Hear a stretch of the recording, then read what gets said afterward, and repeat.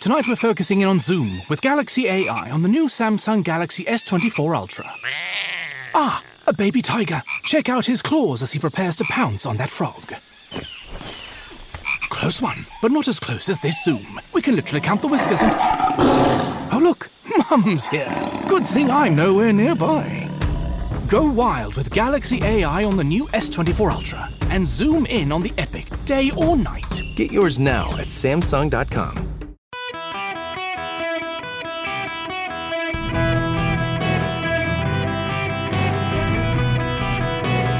Welcome to the Eric Erickson Show Podcast, Hour 3. Hello, America. Welcome. It is Eric Erickson here across the nation. The phone number, 877-973-7425.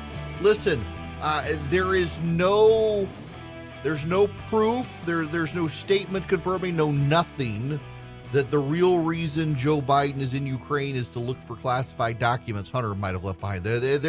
I mean, it's possible. I mean, who could say? He's allegedly there, though, for the president of Ukraine. It appears Joe Biden is going to run for reelection. The New York Times, Peter Baker, Reed Epstein, Lisa Lehrer, they have the story. Biden draws up a 2024 playbook that looks a lot like 2020's. President Biden's strategy is to frame the race as a contest between a seasoned leader and a conspiracy-minded opposition while battling away concerns about his age. This is it. Forget the Wilmington basement. This time he'll have a rose garden and Air Force One and a big white mansion and all the other advantages of incumbency in a year when he is not forced by a pandemic to stick to streaming from downstairs. It's cute how they framed that it was because of the pandemic that he did that. As Mr. Biden prepares to run for a second term, his team is mapping out a strategy for 2024 that in many other ways resembles that of 2020. Whether he ultimately faces Donald J. Trump again or another Republican trying to be like Mr. Trump, the president plans a campaign message that still boils down to 3 words: competent beats crazy. Whether he can sell that theme again represents a singular challenge, given surveys showing the public is not exactly rallied behind him and harbors deep doubts about his age.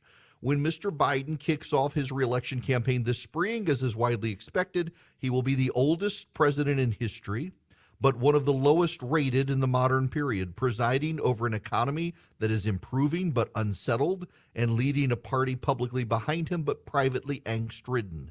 And rather than Mr. Trump, he may yet face a Republican challenger closer to the age of his son, who is not a crackhead.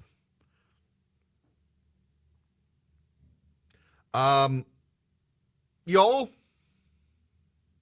Joe Biden has a problem, has several problems. One of Joe Biden's problems is that in 2022, a year should have been good for Republicans. It wasn't, except in certain parts of the country, one of which was Florida, where they did very good and where they gained Democratic votes, they gained Hispanic votes, they gained black votes. Ron DeSantis took a very narrow win by about 1,000 votes from Andrew Gillum, turned it into a 20-point win over Charlie Crist, who was a known commodity as a former governor and as a congressman. And around the country, Republicans who showed they were competent and didn't scream about 2020 the entire campaign season, they won.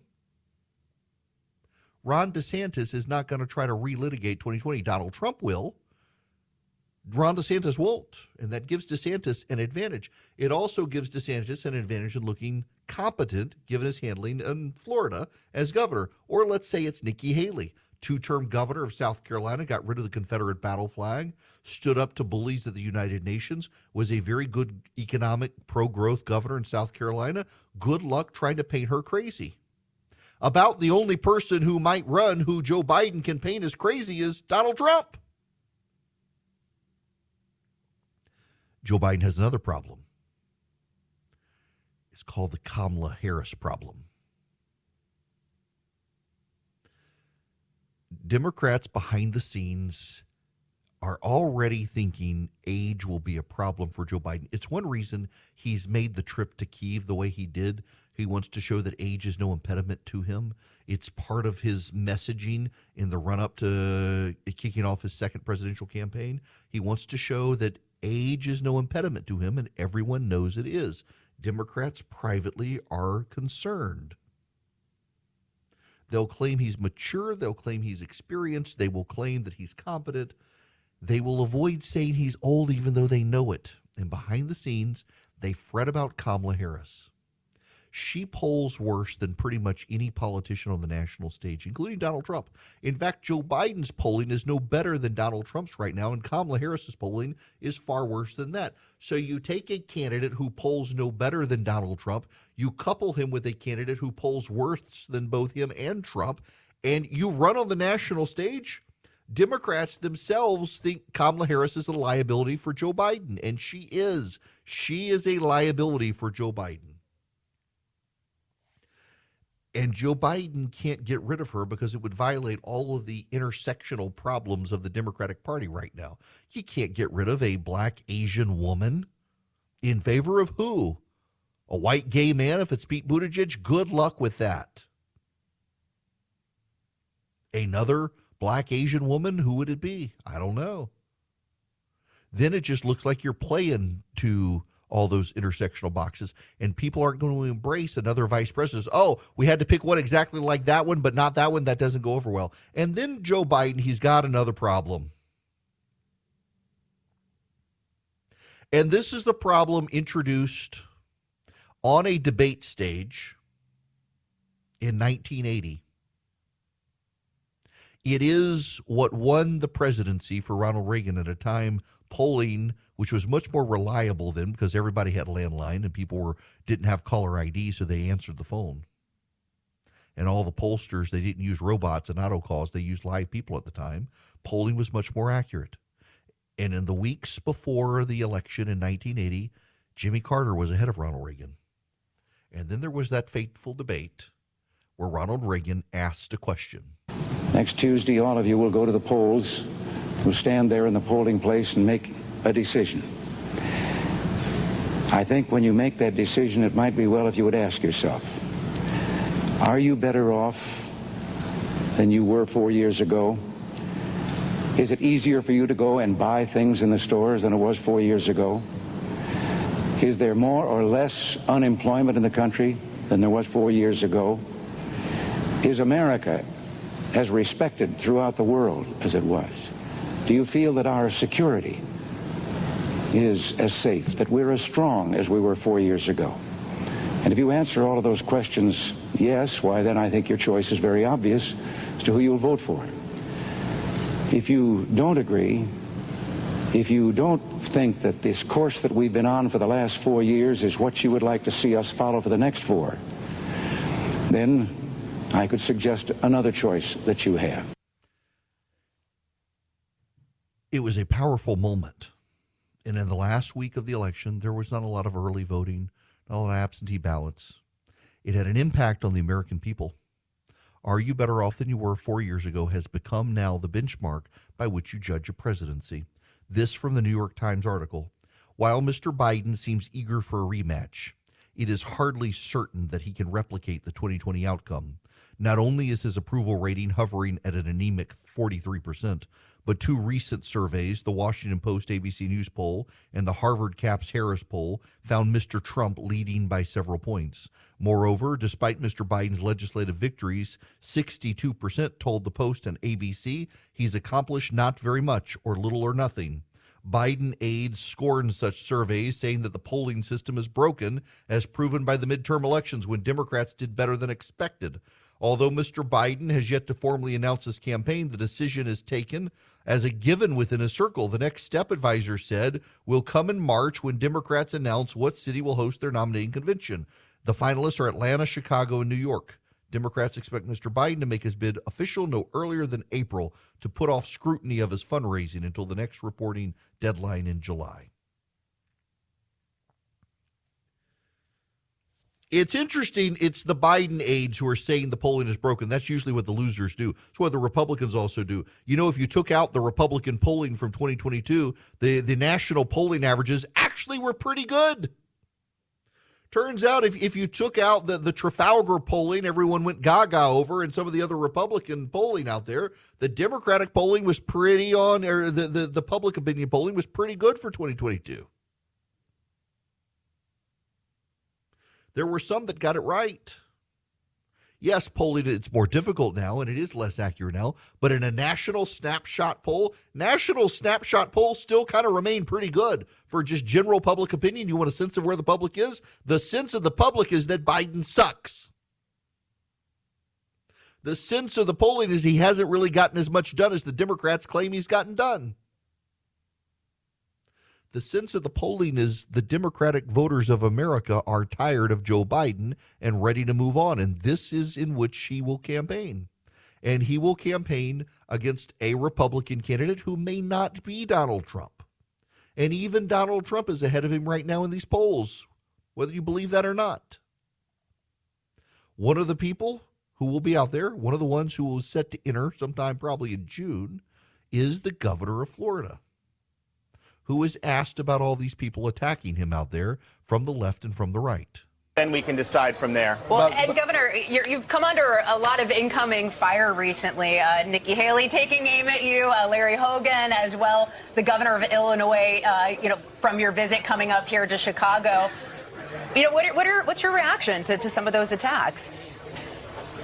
Well, Lisa, if you're an office holder and you're just sitting there twiddling your thumbs and not getting anything done, no one ever says anything. You can kind of just fly under the radar. But when you're out there leading, when you're out there setting the agenda, not just for Florida, but really for the nation, which we've done over the last few years, people see that, and the people that don't necessarily like that are going to respond accordingly. But I can just tell you, if people are not firing at me, then I must not be doing my job. And so I view it really as positive feedback. Positive feedback. Listen, I'm not endorsing anyone. I want all of them to have access to this microphone to be able to share with you their message. I want to get all of them on the campaign stage in August, on the stage at the gathering in Atlanta. DeSantis is coming, Haley's coming, Pence is coming. Well, I guess if Hogan announces, we'll invite Hogan. We hadn't invited him. Tim Scott's coming. Brian Kemp's coming. Bill Lee, the governor of Tennessee, is going to be there. Chip Roy is going to be there from Congress. Jim Banks from Congress. Tom Cotton from the Senate is going to be there. I want all of them to have access to the stage, but I've got to acknowledge, and you've got to acknowledge, that right now as a hypothetical candidate, a third of the GOP to 44%, depending on the poll, between 33% and 44% want Ron DeSantis.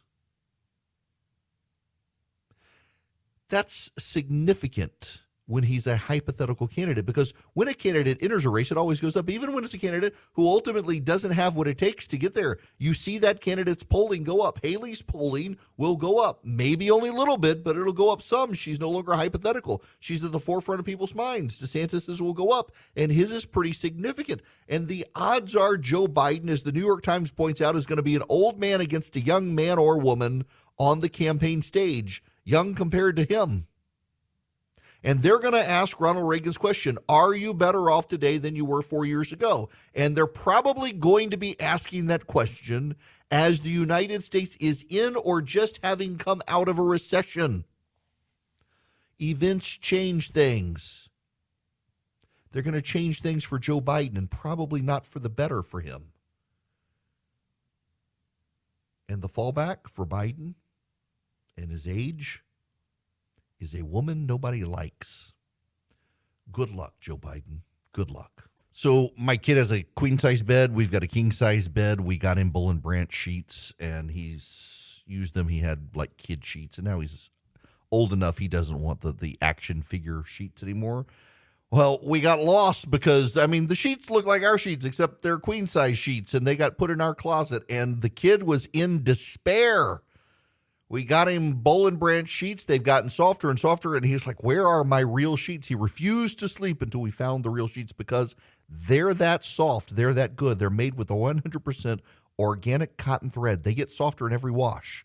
You can stay cozy all winter long with a set of Boll and Branch sheets. They really are that good. We have them on multiple beds in our house. My goodness, seriously, my kid, he's finally like, my sheets are for kids. I'm grown up now, and it's just a step of quality above what he had, and now he's like, can't sleep without these sheets. They're designed to feel incredible for all sleepers. They're made without toxins. They're free of pesticides, formaldehyde, other chemicals. They fit the deepest mattress too, which I love because we have a very thick mattress on our bed, and it fits. It doesn't like bunch up and then snap off in the middle of the night when you roll over. You can get 15% off your first order Boll and Branch sheets when you use promo code ERIC at bollandbranch.com. Exclusions apply. See site for details. That's Boll and Branch, BOLLAND branch.com. The promo code is ERIC, ERICK. Hello there. It is Eric Erickson here. The phone number 877-973-7425. Let me just address this real quick because I've gotten questions about it by a number of people asking my take on it. Olivia Reingold in the Free Press has the story. Let me just read you this excerpt. It all started on Wednesday, February 8th, when Zach Meerkreebs, a volunteer soccer coach who had addressed the student body only twice before, gave an improvised sermon about love. Some of you guys have experienced radically poor love. Meerkreebs, a tattooed 32-year-old with a penchant for kombucha, told the crowd. Some of you guys have experienced that love in the church. Maybe it's not violent. Maybe it's not molestation. It's not taken advantage of, but it feels like someone has pulled a fast one on you. Then he uttered the invitation that ignited a movement. If you need to hear the voice of God, the Father in heaven, who will never love you that way, that is perfect in love, gentle and kind, you need to come up here and experience his love. Don't waste this opportunity. In a final, kind of corny throwaway line, he said, I pray that this sits on you guys like an itchy sweater. And you got to itch. You got to take care of it. Meerkreebs told me he was certain he had totally whiffed the sermon and immediately got off stage and texted his wife, latest stinker, I'll be home soon. But students, moved by his message, lingered. At first, he said it was just 18 of them who stayed back to pray while everyone else headed to class. But then students began texting each other, you need to come back to chapel. Something is happening. At Asbury College, every day, more students came, praying and singing around the clock, taking shifts between classes and meal times, and even at bedtime, to the point the chapel never emptied. Soon, reports of similar around-the-clock prayer sessions were popping up at other college campuses, including Lee University in Tennessee, Cedarville University in Ohio, and Samford University in Alabama. People are coming great distances to figure out what is going on at Asbury College. It's actually kind of impressive. People have been flying in from Canada and Singapore. Some are driving overnight from South Carolina and Oklahoma.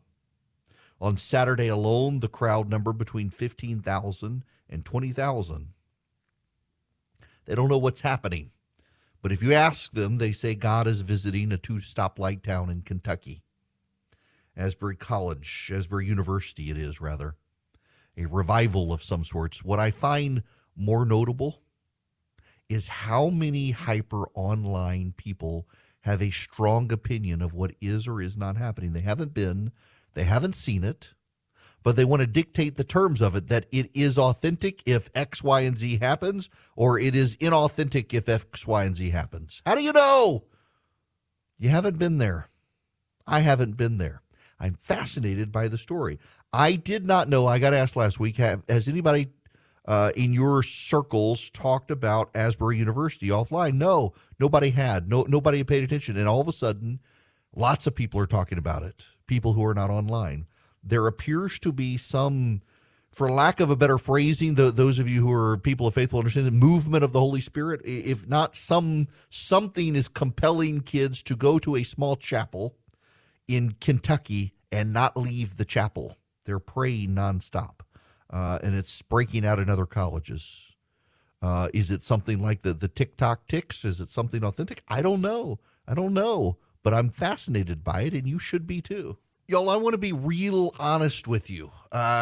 I have looked, because you have asked me to look, for a reputable gold company that can give you advice and answer your questions that's not gimmicky. Like, for example, some of them do certificates, and some of them they try to rope you in with other stuff. You are interested in precious metals for your retirement savings to ease the ebbs and flows of inflation and wild swings in the stock market. Advantage Gold, that's who you want to call.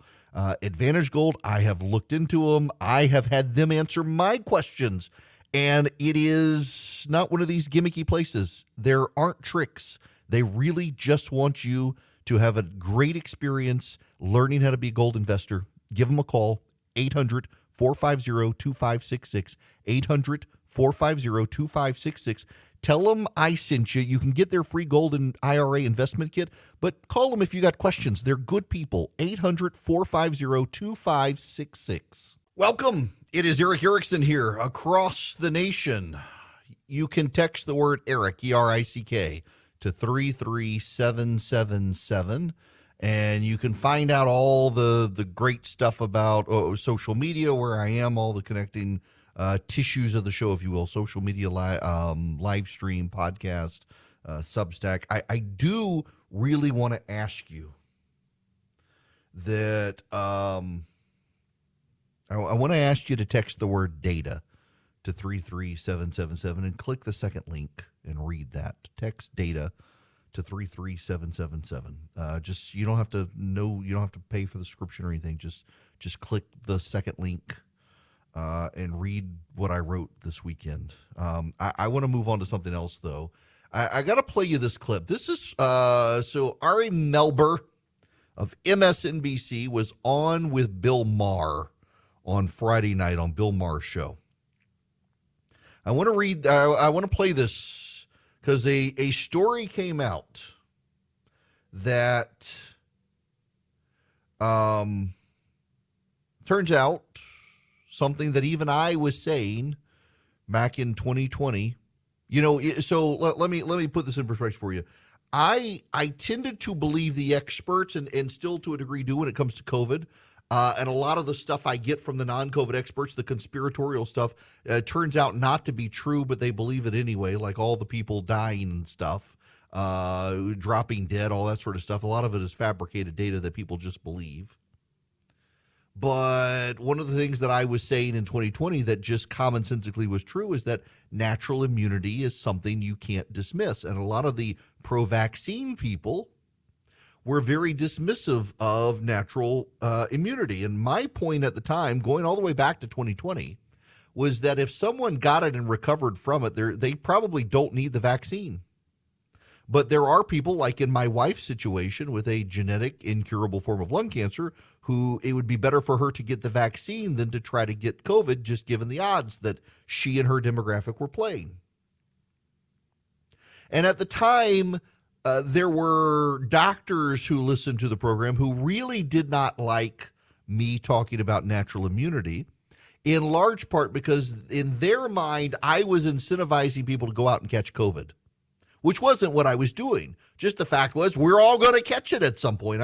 I know very few people, myself included, who haven't tested positive for it by this point. Maybe I have gotten it. There have been a couple of times I've been sick, but I tested negative for COVID. Haven't lost my sense of smell, sense of taste, none of that sort of stuff. Haven't had these problems. I actually was in Los Angeles on Bill Maher's show in January, right as COVID was beginning to spread. And I was with a friend of mine, and we both got, it was one of the worst sicknesses. I rarely get taken off air anymore. And I was so sick for so many days. Never lost my sense of smell or taste, but had so many of the symptoms. Part of me has always wondered, did I have it and didn't know it? But nonetheless, it just seems it's common sense that natural immunity works. And the medical community and the experts were beside themselves with rage whenever anyone pointed it out. And many people got their accounts suspended on social media because of it. And now a massive study has come out and shows, in fact, what all of us knew all along. Natural immunity is a thing, and it probably in some cases works better than the vaccine. And here is Bill Maher talking to Ari Melber from MSNBC about this very issue. Because I saw in the paper today, kind of a big story, I think. I wonder how much it's going to get covered in the liberal media, because it's about how natural immunity, they did a giant study, 65 countries, or maybe something like 65 countries, many, many different studies. They looked at them all. Natural immunity, as good or better than the vaccine. Something I've been saying since the beginning, and I get called an anti-vaxxer. That's not an anti-vaxxer. This is the kind of thing, my problem with the media from both sides is not that you guys lie. It's that you tell me your side of the story that you want me to know. You don't tell me the whole story. I'd be curious as to how much play this story gets, because I remember reading that they did a study of Republicans versus Democrats. The question was, what percentage, this is like a year and a half ago, what percentage of people who get COVID require hospitalization? The answer is less than 1%. Almost half of Democrats thought it was over 50%.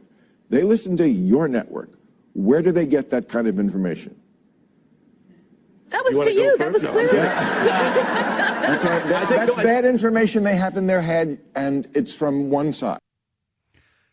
Listen, I'm kind of impressed with Bill Maher's turn. He's still a progressive.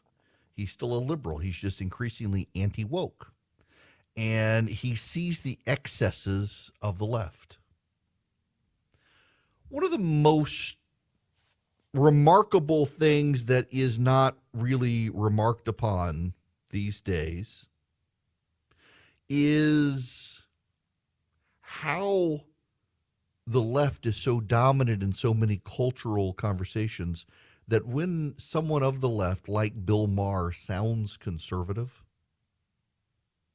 what it suggests is that there is growing pushback from within the left on these issues because elements of the left have overplayed their hands too much.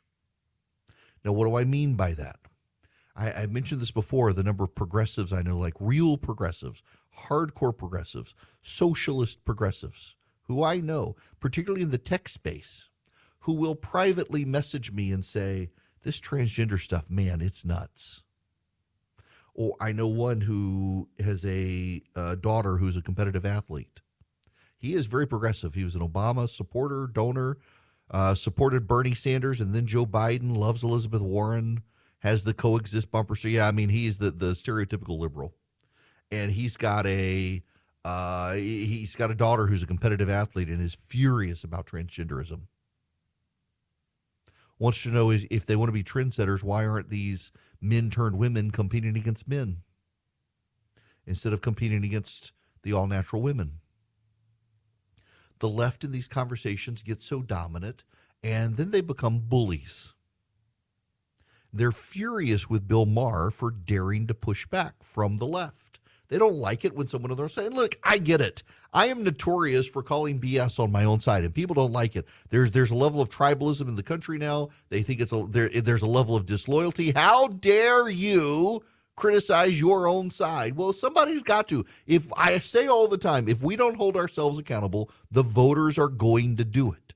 And I would rather be accountable on my side than have the voters try to hold me accountable. I want my side to be intellectually honest.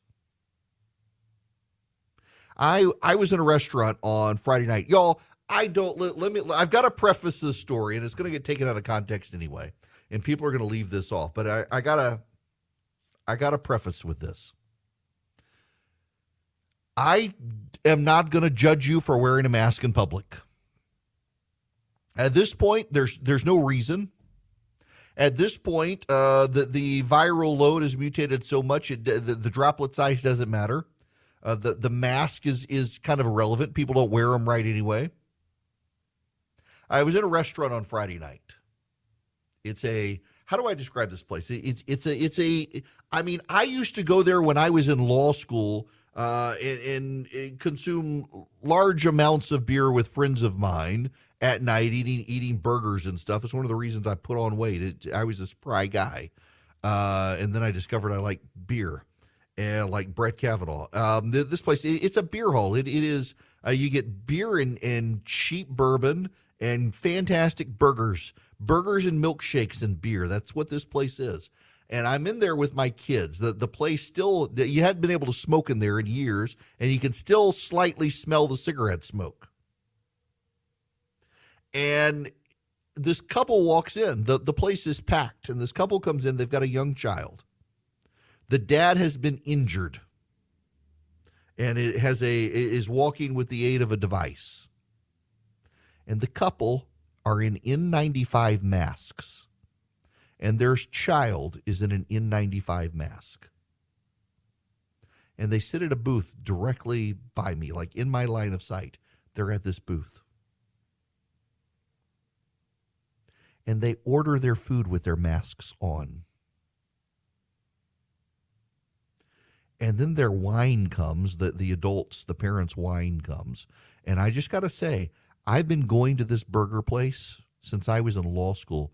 I never knew you could even get wine at this place. I thought it was like shots of vodka and bourbon and beer, mixed drinks. I had no idea. They got their wine. And they took their masks off. And then the device that the husband was using to assist in his mobility was in the way. And the waiters asked if they could move it. And so the wife gets up, does not put her mask back on, and wanders across the crowded restaurant to move the device. No mask on. And at that point, I was like, okay, I can get you're wearing your mask. The waiter's present. You're waiting. You're in a booth for airflow purposes, but now you're going to like wait across the restaurant without the mask on. Look, I make no judgment about people who feel the need to wear their masks. Like my wife has lung cancer. There are places where she's going to go where her doctors would like her to wear a mask. But when you go into a beer joint like this and you take your mask off, there's not another person in this restaurant, server or person eating there, who's wearing one. And then you're not going to put it back on when you decide to go walk across the restaurant. I mean, at what point are you living in fear of a virus? At what point are you virtue signaling your purity about the virus? It just seems like there's some of that going on. And in fact, there is more and more data out there that people on the left and left-leaning communities are more likely to wear masks at this point because they want to signal who they are. They're being defined by their mask. All of society worships idols. And it just seems like that's part of it. And look, first of all, I think if you had respiratory distress, you had pre-existing conditions that made you vulnerable to COVID, you probably do not want to come into this beer hall and have dinner. You probably do not. That's probably not the place you want to go. There are plenty of other places where you could go. To come in with your N95 mask on and then after you order, you take them off when your wine comes and not put them back on when you're walking around the restaurant, that just suggests something beyond you're trying to avoid the virus. And there are a lot of people who are engaged in acts of symbolism to show their tribal loyalties. Like, for example, Marjorie Taylor Greene is on social media calling for a great divorce. She says it's time to break up the country. Now, the Confederates tried that once, and it didn't go well for them. Marjorie Taylor Greene apparently wants to try it again, this time an amicable divorce. It's not going to happen.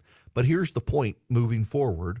On the left, the more they define themselves still by COVID antagonism in 2024 and want kids to wear masks and re-shut down schools and force vaccines on people when now everyone's had natural immunity and we don't need the vaccine, and yet they still want to do it, that's going to hurt them. But when you have people on the right who say they want to break up the country, most Americans do not want to break up the country. Most Americans don't want to do that. When you have a face in leadership surrounding Kevin McCarthy, whispering his ear, saying it's time to break up the nation, Do not be surprised when Joe Biden puts every Republican on defense, including all of the 2024 candidates, on whether or not the nation should be broken apart. They're going to define us by our crazy, and people like Marjorie Taylor Greene makes it really easy for them to define us by our crazy. You got to be careful and regulate your own side, or the voters will regulate it for you, whether it's the COVID conspiracies of the left or the great divorce people of the right. And given how Marjorie Taylor Greene has lived her life, maybe she doesn't need to be recommending any more divorces for folks and countries. Now, let us talk about the Eden Pure Thunderstorm. The 3-pack. You can get them from EdenPureDeals.com. They are odor eliminators. Listen, now they're air purifiers, so they get rid of the pollen and the dust, the mildew, the bacteria floating in the air. But the most useful part of it is they are odor eliminators. I'm telling you guys, my back porch sometimes gets a little musty smelling. We finally figured it out. It was the rug that was mildewing underneath. As a screened-in glassed-in porch now. Fire up the Eden Pure Thunderstorm. It wiped out those odors.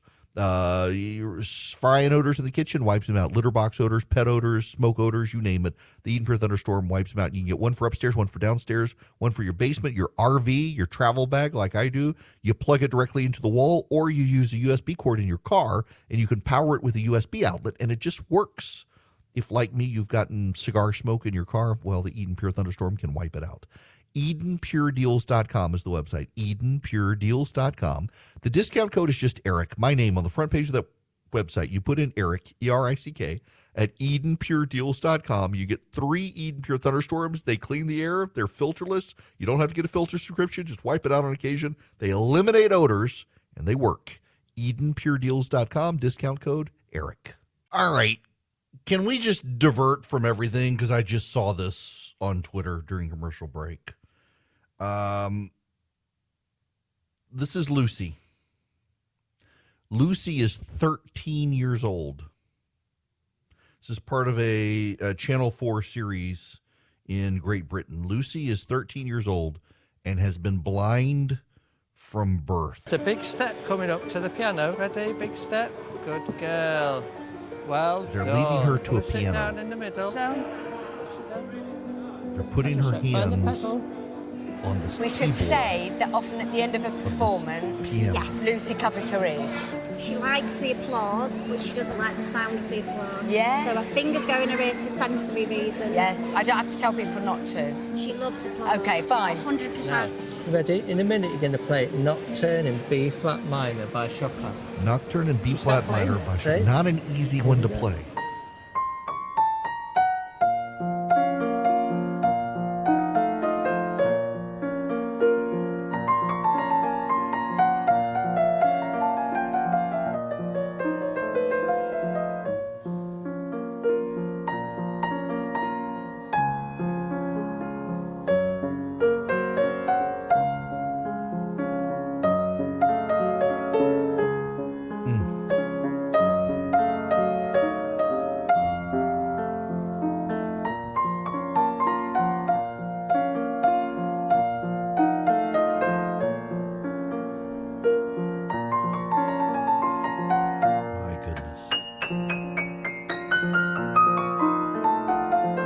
She had to reach all the way down to the end of the keyboard without having sat at this piano before.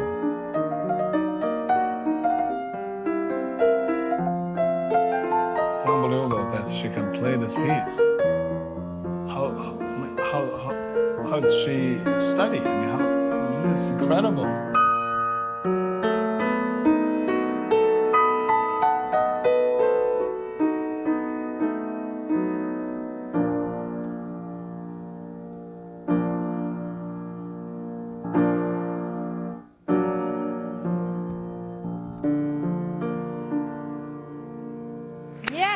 That's completely blind from birth. That's exquisite. We sometimes don't appreciate the spectacularity of humanity. We are amazing creatures. A child who's been blind from birth can learn the notes and the keys to play a beautiful piece of music to delight other people. Just absolutely impressive. Absolutely just exquisite. 13 years old, has never seen, but gosh, I mean, she can feel the music, and so can you. Just incredible stuff. So distracted by that, it was worth sharing. You guys have a great rest of the day. I'll talk to you all tomorrow. Judy was boring. Hello. Then Judy discovered ChumbaCasino.com. It's my little escape. Now Judy's the life of the party. Oh, baby, mama's bringing home the bacon. Whoa, take it easy, Judy. The Chumba life is for everybody. So go to ChumbaCasino.com and play over 100 casino-style games. Join today and play for free for your chance to redeem some serious prizes. ChumbaCasino.com. No purchase necessary. Void where prohibited by law. 18 plus terms and conditions apply. See website for details.